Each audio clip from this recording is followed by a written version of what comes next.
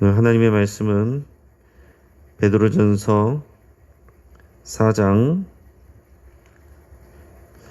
12절부터 19절까지입니다.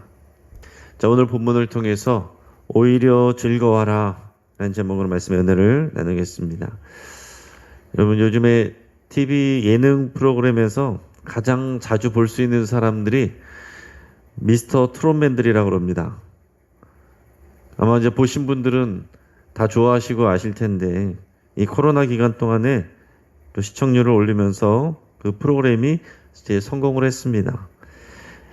근데 일반적인 시선으로 봐도 또 이제 아주 과중한 스케줄이겠다 이런 생각이 들어요. 그 멤버들 얘기하는 것들을 잠깐 보면 하루에 뭐 잠을 2-3시간밖에 못 잔다 뭐 그런 얘기도 합니다. 또 어떤 사람은 또 주변 사람들과 법적인 분쟁으로 인해서 또 오해를 사기도 하고 또 상당한 스트레스를 받는 것으로 알고 있습니다. 자, 그런데도 불구하고 그들의 표정은 너무나도 해맑고 좋아 보입니다. 왜 그럴 수 있을까요? 그렇게 힘들고 고단한 지금 삶이 됐는데 왜 그렇게 해맑고 좋은 모습으로 있을 수 있을까요? 그 사람들이 대부분 오랫동안 무명의 서름을 겪었거나 또 가난으로 힘들어했던 과거가 있기 때문에 그렇습니다. 그러니까 지금 비록 몸은 힘들고 예전보다 삶이 팍팍해지고 또 예전에 없던 관심을 인해서 또 어려움도 겪지만 아무도 예전으로 돌아가고 싶어 하지는 않을 겁니다. 오히려 지금 이 바쁘고 고단한 삶이 기쁘고 즐겁다라고 생각할 겁니다. 왜냐하면 자신이 그렇게 그리했던 가수가 되었고 또 유명 연예인이 됐기 때문입니다. 많은 사람들이 자신들의 노래를 들어줘요. 또 자신들을 사랑해주기 때문에 그렇습니다. 또 이 친구들이 경연대회를 치르는 동안에도 또 고생을 했지만 지금도 진짜 연예인으로 거듭나기 위해서 많은 훈련을 아마 받을 겁니다. 그래도 그것이 그들에게는 행복하기만 합니다. 왜냐하면 그것이 그들에게 영광이 되기 때문에 그런 것입니다. 여러분, 많은 시청자들이 이 사람들을 사랑하는 이유도요, 그들에게 이런 어려움의 시간들이 있었기 때문에 또 노래를 부르고 싶어하는 그런 간절한 진심을 보았기 때문이라고 생각을 합니다. 이들이 몸이 비록 지금은 피곤하고 때로는 과중한 관심 때문에 오해를 받기도 하지만은 그러한 현재를 즐거워하고 감사할 수 있습니다. 여러분, 이런 고난과 어려움은 사람에게 스토리를 만들어줍니다. 그 스토리는 또 다른 사람들에게 감동을 주는 거예요. 여러분, 생각을 해보세요. 동화들 속에서 이 신데렐라 공주나 또 인어 공주나 또 백설 공주, 또 이런 사람들은 아무런 어려움 없이 핍박받는 일도 없었다면 스토리 자체가 되지가 않고, 그렇다고 한다면은 아무도 그 책을 읽지 않았겠죠. 성경이 위인들 치고 고난이 없는 사람이 없습니다. 고난이 깊을수록 하나님께 크게 쓰임받는 일꾼이 다 되었어요. 여러분, 이 고난이라는 것은 우리에게 있어서 빨리 벗어나야 되는 그런 것만이 아니라 그 자체로 중요한 의미가 있습니다. 우리가 고난 가운데 있다면 우리는 이 고난이 빨리 벗어나기를, 고난에서 빨리 벗어나기를 위해서 기도하긴 하지만 그 고난 자체가 우리에게 주는 유익이 있고 그 고난 자체가 또 우리에게 선한 영향력을 미치는 부분들이 있다라는 것입니다. 그래서 오늘 말씀에서 우리 보고 오히려 즐거워하라 이렇게 말씀을 하고 있습니다. 오늘 12절에서 16절까지 말씀을 같이 읽겠습니다. 자, 시작. 사랑하는 자들아, 너희를 연단하려고 오는 불시험을 이상한 일 당하는 것 같이 이상히 여기지 말고 오히려 너희가 그리스도인의 고난에 참여하는 것으로 즐거워하라. 이는 그의 영광을 나타내실 때에 너희로 즐거워하고 기뻐하게 하려 함이라. 너희가 그리스도의 이름으로 치욕을 당하면 복 있는 자로다. 영광의 영 곧 하나님의 영이 너희 위에 계심이라. 너희 중에 누구든지 살인이나 도둑질이나 악행이나 남의 일을 간섭하는 자로 고난을 받지 말려니와 만일 그리스도인으로 고난을 받으면 부끄러워하지 말고 도리어 그 이름으로 하나님께 영광을 돌리라. 아멘. 자, 오늘 지금 베드로 사도는 고난받고 있는 성도들을 사랑하는 자들이라고 이렇게 부르고 있습니다. 자, 그러니까 오늘의 본문의 내용들은요, 그냥 훈계하는 내용이 아닙니다. 그냥 가르치는 내용이 아니에요. 주님의 마음으로 사랑하는 자들에게 마음을 담아서 진정성 있게 권면하는 것입니다. 지금 이 세상 속에서 그리스도인이라는 이유로 고난받고 있는 사람들, 그 사람들을 향한 사랑하는 마음으로 이 내용들을 권면하고 있습니다. 이 베드로 자신도 자신의 평안한 삶, 이 모든 것을 뒤로하고 부활의 증인으로 사도로서 지금 험한 길을 가고 있는 사람입니다. 본인 자신이 그러나 그 길을 영광으로 알고 있는 것이지, 내가 어쩌다가 예수님 잘못 믿어서 내가 이렇게 힘들게 사는가 이렇게 얘기하고 있는 게 아니거든요. 그 소망의 이유를 가지고서 늘 살아가고 있습니다. 자신이 그런 삶을 살아가고 있기 때문에 직접 그 길을 가면서 오늘 이런 권면을 하는 거기 때문에 오늘의 권면이 진정성이 있는 것입니다. 여러분, 베드로는 성도들이 당하고 있는 여러 가지 고난을 뭐라고 표현하냐면 연단하려고 오는 불시험이다 이렇게 표현하고 있습니다. 여러분, 우리들이 왜 그리스도인에게 이런 핍박이 오는가, 왜 이런 고난이 오는가 라는 질문을 할 때에 이것을 베드로 사도는 연단하기 위한 것이다, 연단을 위한 것이다 라고 설명을 하는 겁니다. 고난은 성도들을 연단해서 강하고 순전하게 만듭니다. 그리고 이것을 불시험이라고 표현을 했는데, 불에 탔는 듯한 심한 고통, 이것이 우리의 고난 가운데 있음을 의미합니다. 그냥 좀 힘들다 이런 정도가 아니라 이 당시에 이 성도들은 이런 시련을 당하고 있는 것입니다. 여기서의 시험이라는 표현은 시련이라는 단어가 더 적절합니다. 그래서 불같은 시련, 이것을 통해서 하나님은 자신의 백성들을 더 강하게 그리고 순결하게 지금 연단하고 계신다라는 내용이에요.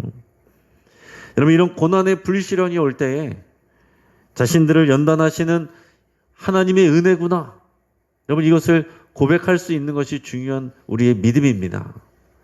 왜 우리에게 이런 일들이 오는가라는 것이 아니라 하나님이 우리를 사랑하셔서 연단하시는구나, 우리를 강하게 하시는구나, 우리 안에 있는 모든 죄의 더러운 요소들을 다 걸러내 주시는구나. 여러분, 이 고백을 해야 된다는 것입니다. 풀무불에서 그 불로 여러분 금속을 또 금을 그것을 재련을 하면은 거기에 있는 찌꺼기들이 다 빠져나오는 거거든요. 우리가 불시련을 당하면, 또 고난 가운데 있으면 또 우리 안에 있는 하나님과 막혀있던 모든 죄의 요소들이 빠져나오고, 또 하나님이 기뻐하시지 않는 죄의 모양들을 끊어내버리게 되고, 또 하나님 앞에서 완고하던 마음들이 부드러워지고, 막혀있던 귀가 열리고 눈이 열리는 이런 역사들이 일어나는 것입니다. 그리스도인에게 있어서 고난은 필수 불가결한 요소입니다. 그리고 이 땅에서 살아가는 모든 인생들이 또 피할 수 없는 과정이에요. 믿는 자들이나 믿지 않는 자들이나 고난이라는 또 고통이라는 이런 요소는 다 있는데, 그러나 특별히 그리스도인은 예수님 때문에, 그리스도인이기 때문에 받는 고난을 우리가 경험을 하게 되고, 그러나 그것은 우리에게 이상히 여길 일이 아니라 하나님께서 우리를 연단하시기 위한 복된 과정이다라는 것입니다. 우리가 낙심하지 말아야 될 이유는 하나님이 우리를 연단하시기 위해 산다는 것은 이 모든 상황 가운데 모든 통제권을 하나님이 갖고 계시다는 거예요. 이 어려운 상황 가운데 보이지 않지만 하나님이 계시다는 것이고 하나님이 일하고 계신다는 겁니다. 그러면 우리는 오히려 이 고난을 기뻐할 수가 있는 것입니다. 베드로는 성도들이 자신들의 믿음 때문에 받는 고난을 그리스도인의 고난에 참여하는 것이다, 이렇게 정의했습니다. 그리스도의 고난에 참여하는 것. 앞에서도 얘기했지만은 예수님이 육체로 받은 그 고난, 예수님이 이 땅 가운데 오셔서 고난을 받으시고 이 땅에 오셔서 죽으시고 그래서 이 땅에 오셔서 육체로 부활하셨는데 그 부활의 영광 가운데 우리도 참여할 것인데 그러한 예수 그리스도의 고난에 참여하는 것 그 자체가 영광이다라는 얘기입니다. 우리가 예수님 때문에 고난을 당하면 그 자체로 하나님께 영광이 되는 것입니다. 왜 이런 일이 일어나는가? 왜 나에게는 이런 고통이 오는가? 라는 것이 아니라 내가 이런 어려움들을 통해서 나의 믿음을 가지고 하나님 앞에 내 자리를 지킬 때 하나님께 영광이 되고 하나님을 기쁘시게 한다는 겁니다. 여러분, 하나님은 우리가 오직 우리의 믿음으로만 기쁘시게 한다고 그랬는데 하나님 우리를 다 아무 문제 없이 평안하게 해주셔서 우리가 평안하게 잘 지낼 때 하나님께는 영광이 될 게 없어요. 하나님께는 특별히 기쁨이 될 게 없습니다. 그러나 우리가 고난을 당할 때, 특별히 예수님 때문에 그 이름 때문에 고난을 당할 때 우리는 예수 그리스도의 고난에 참여하는 것이 되고 그 상황들을 우리가 믿음으로 이겨내고 믿음으로 그 상황들을 감당해내면 그것이 우리 하나님을 기쁘시게 하는 거고 하나님께 영광이 된다라는 겁니다.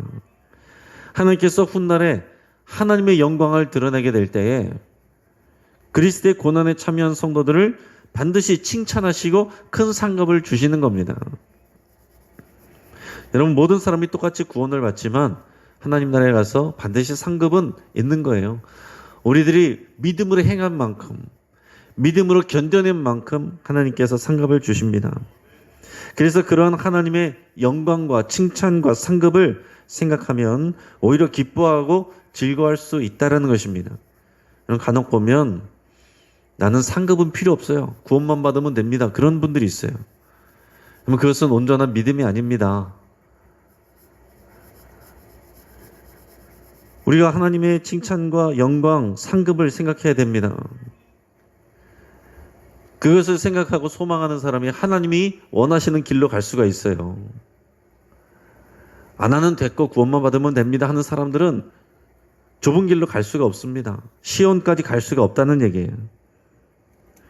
그리스도의 고난에 참여하면 참여할수록 하나님의 칭찬과 상급이 커집니다. 우리가 하나님 나라에서 맛보게 될 그 영광과 칭찬과 상급은요, 이 땅에서 우리가 누리는 우리가 경제적으로 잘 되고 몸이 건강하고 또 사람들에게 인정과 명예를 받고 그런 것과는 비교가 안 되는 더 놀랍고 커다란 것입니다. 우리가 그것을 실감하면 실감할수록, 소망하면 소망할수록 오히려 이 땅에서 더 많은 고난을 받고자 할 것입니다. 이 땅에서 더 어떻게 편안하게 살까가 아니라 어떻게 내가 주 예수 그리스도의 고난에 더 깊이 참여할 수 있을까? 어떻게 내 삶에 예수 그리스도의 흔적, 그 십자가를 나도 지고 갈 수 있을까? 그 생각과 그 고민과 그 기대가 있게 된다라는 것입니다. 그러면서 오늘 말씀 가운데 15절에서 너희가 살인이나 도둑질이나 악행이나 남의 일을 간섭하는 일을 했기 때문에 고난받는 그런 삶이 되지 않기를 바란다 얘기합니다. 여러분, 어떤 사람들은 나쁜 일을 했기 때문에 고통을 당하는 사람들이 있어요. 그러나 그런 고난은 하나님께 영광이 될 수가 없습니다. 그리스도인으로서 그리스도인이 고난에 참여하는 것, 이것이 하나님께 영광을 돌리는 삶이 되는 것입니다. 여러분, 그렇기 때문에 나는 그리스도께 하나님께 최선을 다했고 열심히 했는데 사람들이 인정을 안 해줘요, 몰라줘요, 오해를 합니다. 그럼 여러분 기뻐하시길 바랍니다. 그 일을 내가 믿음으로 감당하면 하나님께 영광이 되는 거예요. 근데 내가 뭘 잘못을 해가지고 내가 남들에게 욕을 먹는다. 그것은 하나님의 영광을 가리는 것이죠. 하나님 나라에서는 어떤 사람이 가장 큰 영광을 받겠습니까? 가장 큰 칭찬과 상급을 받는 사람은 순교자일 것입니다. 믿음 때문에 이 땅에서 죽임을 당한 순교자들이 가장 큰 영광을 받을 거예요. 또 극심하게 어려운 상황에서 믿음을 지킨 사람들, 또 험하고 고통스러운 곳에서 복음을 전하느라고 고생한 분들, 그런 분들이 큰 상을 받을 것입니다. 여러분, 이 땅에서 이런 분들도 있는데 정말 고통 가운데서도 믿음을 지켜내고 그런 가운데서도 복음을 전하는 사람들이 있는데 그냥 아무 일 없이 편하게 지내다 올라간 사람들하고 하나님 나라에 간 사람들하고 어떻게 똑같은 상을 받을 수가 있겠습니까? 하늘의 상이 정말 우리에게 소망이 되면 우리는 오히려 더 그 고난을 기뻐하고 감사할 수 있게 된다라는 것입니다. 작은 고난을 당하는 사람은 지금 큰 고난을 당하는 사람들을 생각하면서 감사해야 될 일입니다. 근데 대부분 우리는 큰 고난을 당하는 사람들을 생각하지 않습니다. 지금 이미 북한에서 말씀드린 바와 같이 예수님 믿는 이유만으로 핍박당하고 감시당하고 고통당하고 심한 고문을 당하는 그런 사람들이 많이 있어요. 그 믿음 가운데 죽어나가는 그런 순교자들이 이 가까운 곳에 우리 형제들 가운데 있다라는 얘기입니다. 그러나 우리는 그런 사람들하고 우리 삶을 비교하지 않습니다. 나보다 더 잘 지내는 사람들, 나보다 더 행복하게 사는 것처럼 보이는 사람들, 그 사람들하고 비교하지 이렇게 큰 고난을 당하는 사람들을 생각하지 않습니다. 그러나 하나님께서 동일하게 우리를 한꺼번에 다 바라보고 계실 때에 여러분 우리가 생각해야 될 사람들은 그리스도의 이름으로 큰 고난을 당하는 사람들이에요. 우리는 그분들을 생각하면서 오히려 지금의 작은 고난으로 인해서 여러분 감사할 수 있기를 바랍니다. 그리고 우리의 고난이 커지면 커질수록 하나님의 큰 상을 받고 우리가 더 크고 놀라운 영광에 참여할 것을 사모하면서 여러분 그것을 믿음으로 기뻐하며 즐겁게 감당해낼 수 있기를 바랍니다. 오늘 우리가 이 고난에 대해서 담대해지고 감당해야 될 이유에 대해서 17절에서 19절까지 해서 또 이렇게 설명을 합니다. 우리 같이 읽어보겠습니다. 자, 시작. 하나님의 집에서 심판을 시작할 때가 되었나니 만일 우리에게 먼저 하면 하나님의 복음을 순종하지 아니하는 자들의 그 마지막은 어떠하며 또 의인이 겨우 구원을 받으면 경건하지 아니한 자와 죄인은 어디에 서리요? 그러므로 하나님의 뜻대로 고난을 받는 자들은 또한 선을 행하는 가운데에 그 영혼을 미쁘신 창조주께 의탁할지어다. 아멘. 자, 우리가 강하고 담대해야 될 이유는 하나님의 심판이 시작되었기 때문에 그렇습니다. 오늘 여기서 뭐라고 말하냐면 하나님의 심판이 하나님의 집에서 시작할 때가 되었다 이렇게 얘기하고 있습니다. 여러분 하나님의 심판은 물론 마지막 때에 만물의 마지막 때에 하나님의 심판대 앞에 모든 사람들이 다 그 앞에 서게 됩니다. 하지만 이미 시작되었습니다. 여러분 왜 그렇게 말할 수 있냐면 구약 성경에 보면 예언자들은 하나님의 심판이 언제나 하나님의 거룩한 집, 이 성소에서부터 시작된다는 것을 이렇게 선언하는 것을 볼 수가 있습니다. 예레미야서 25장 29절이나 에스겔서 9장 6절 같은 데 보면 하나님께서 심판을 선포하실 때에 이 성소에서부터 시작한다는 것을 말씀을 하세요. 그리고 역사적으로 그렇게 이루어졌는데 이것은 주로 하나님의 백성들이 하나님 앞에 불순종하고 우상 숭배하게 될 때 하나님께서 경고하다가 이제 이방 민족들의 공격을 받게 하셨는데 그것으로 하나님께서 징계하시고 심판하실 때에 먼저 그 성전이 공격을 받습니다. 그 성전이 회파되거나 공격을 받게 되는 그런 일들이 늘 역사적으로 있었어요. 그렇게 하고서 이 백성들이 하나님의 백성들이 고난을 받고 그리고 마지막에는 그 고난을 준 핍박을 한 하나님께서 징계의 막대기를 사용한 그 이방 민족들을 하나님께서 심판을 하시는 겁니다. 이게 여러분 잘 아셔야 되는 게 하나님의 일하시는 순서예요.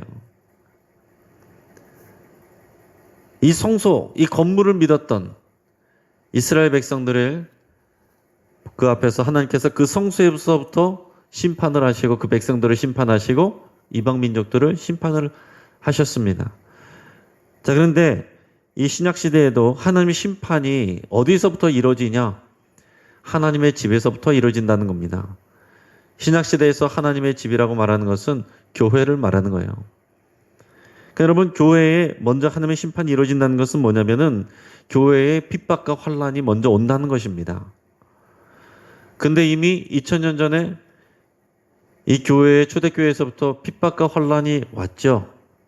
하나님의 심판이 이미 시작된 것입니다.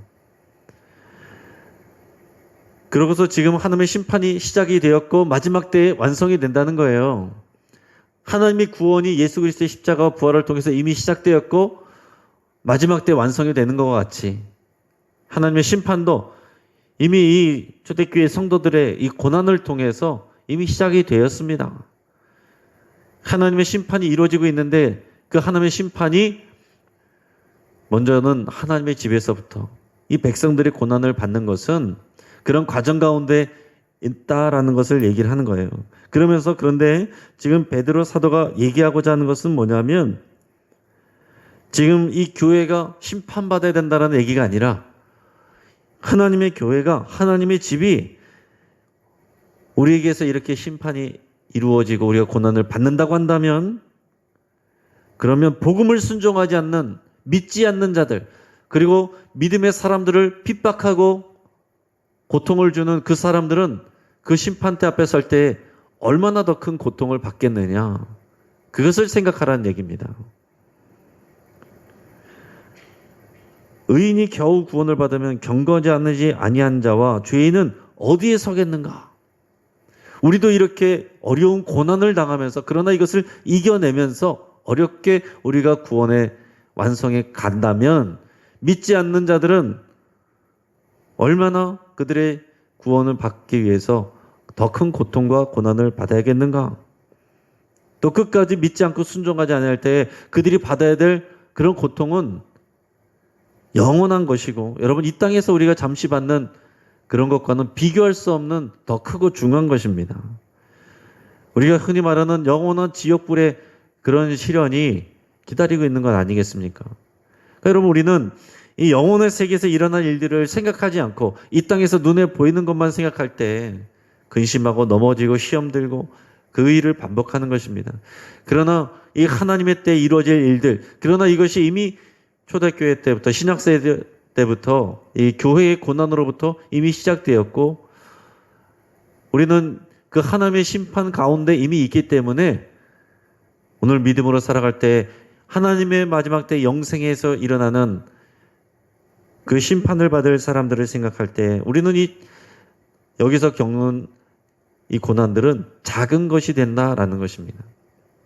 그러니까 내 옆에 우리 친척 누가 땅을 샀고 또 누구네 집 애들은 다 잘 되고 있고 여러분 이것과 비교하면 안 되는 것이고요.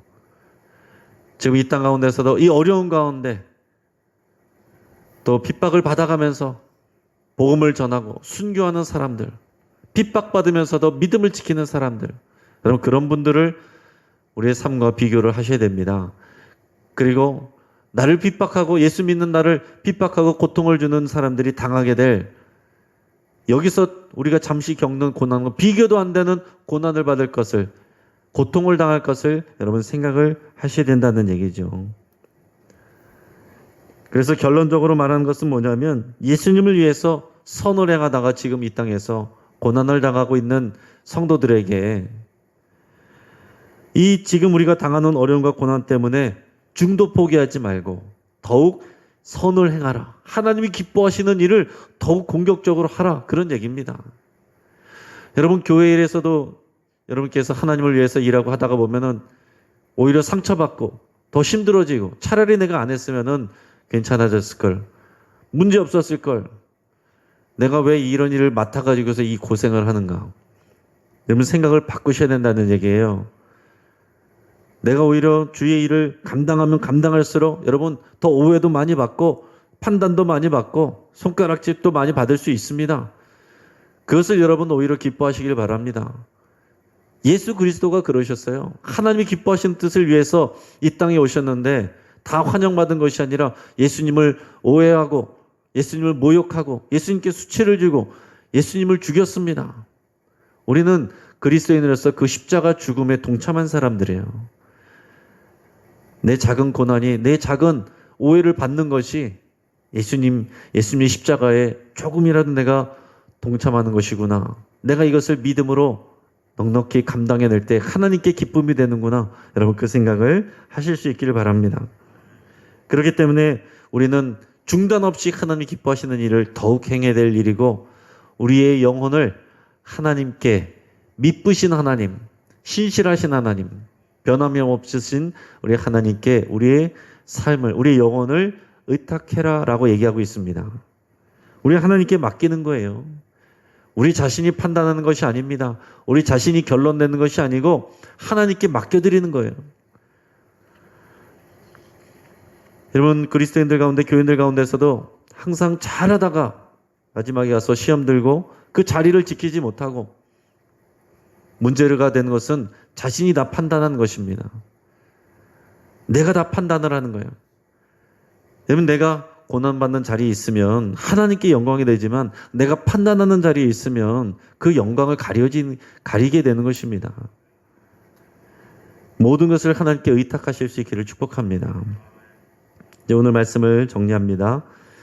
여러분, 우리가 그리스도인이기 때문에 받는 고난은 이상하게 여길 일이 아니라 오히려 즐거워해야 될 일입니다.